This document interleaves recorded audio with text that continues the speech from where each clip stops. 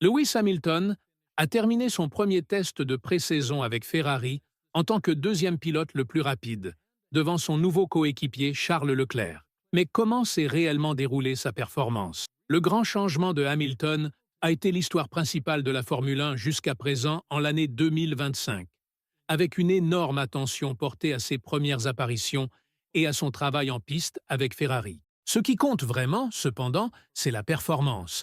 Et le test de 3 jours à Bahreïn a été la première véritable opportunité d'évaluer à quel point Hamilton est rapide et à l'aise dans sa nouvelle voiture, et bien sûr, à quel point cette nouvelle voiture sera compétitive. Ce passage chez Ferrari vise à revitaliser la dernière phase de la carrière du septuple champion du monde, après que son passage victorieux chez Mercedes ait pris une fin décevante. Cela s'est produit en partie parce que les voitures à effet de sol de l'équipe n'étaient jamais assez bonnes pour concourir pour un titre, mais aussi parce que Hamilton a eu du mal à s'y adapter. Alors, quel est le premier verdict sur la façon dont Hamilton se sent chez Ferrari?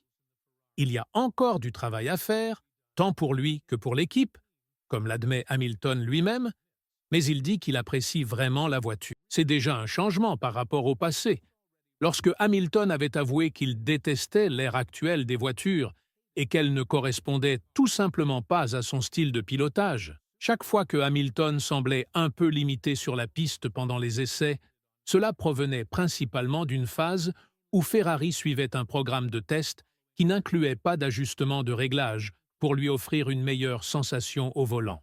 Comme nous l'expliquerons plus tard, Hamilton est encore en pleine phase d'apprentissage, découvrant toutes les subtilités du pilotage chez Ferrari et la compréhension de sa voiture. Cependant, son premier retour est que c'est la sensation la plus positive qu'il ait eue depuis longtemps.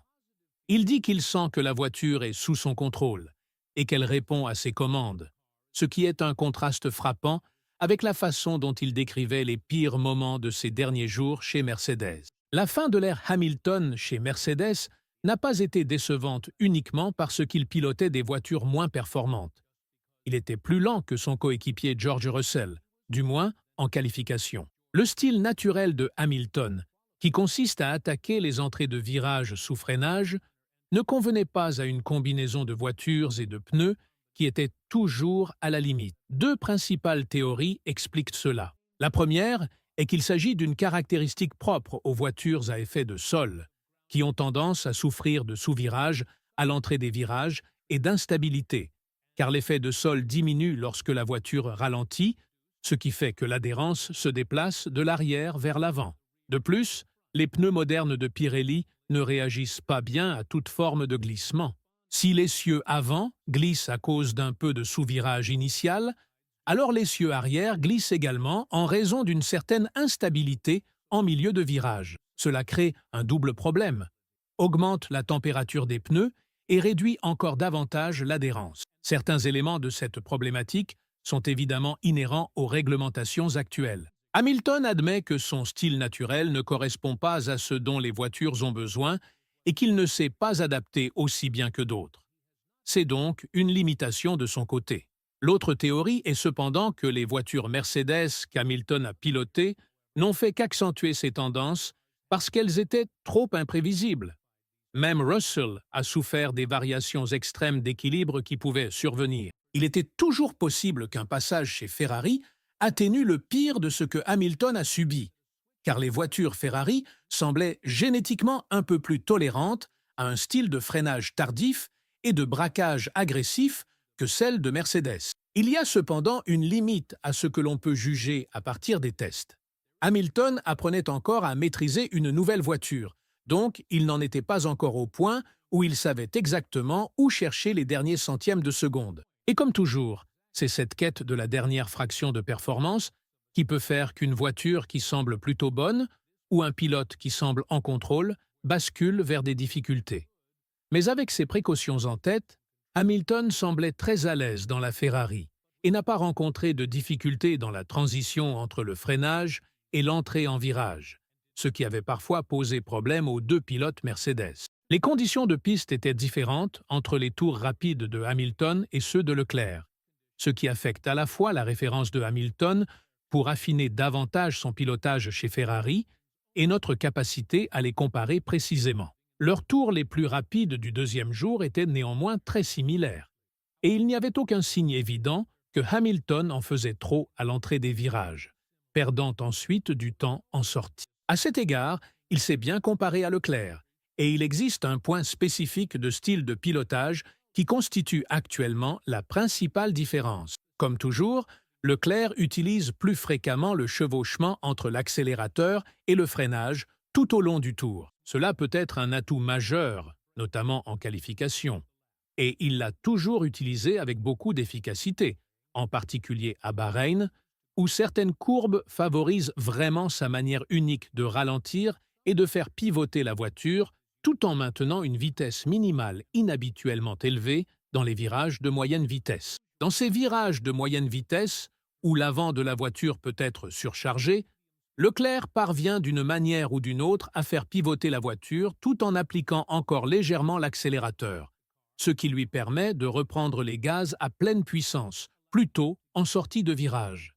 Dans le virage lent numéro 10, cependant, on peut remarquer un léger chevauchement entre accélération et freinage chez Hamilton, ce qui lui fait gagner du temps sur Leclerc. Une utilisation excessive de l'accélérateur était également évidente lors de ses années chez Mercedes.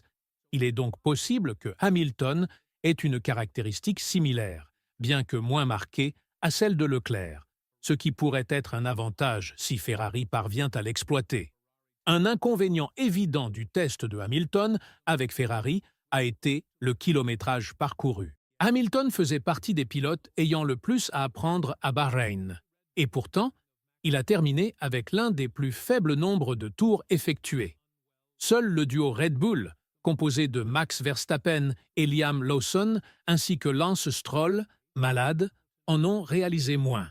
Cela s'explique par plusieurs facteurs. Le deuxième jour, lorsqu'Hamilton a participé à la session du matin, la piste légèrement humide et une très fine pluie ont rendu les conditions mauvaises pendant un certain temps, et de nombreuses équipes sont restées au garage de longues périodes. Et le troisième jour, sa première simulation de course ne s'est jamais concrétisée. Le début de sa série de tours longs a été interrompu, et bien qu'il soit retourné en piste plus tard, sa session a également été écourtée en raison d'une anomalie détectée par Ferrari dans la télémétrie. Cela a évidemment limité ce qu'Hamilton pouvait travailler. Il avait suivi consciencieusement le programme de l'équipe lors des 2 premiers jours.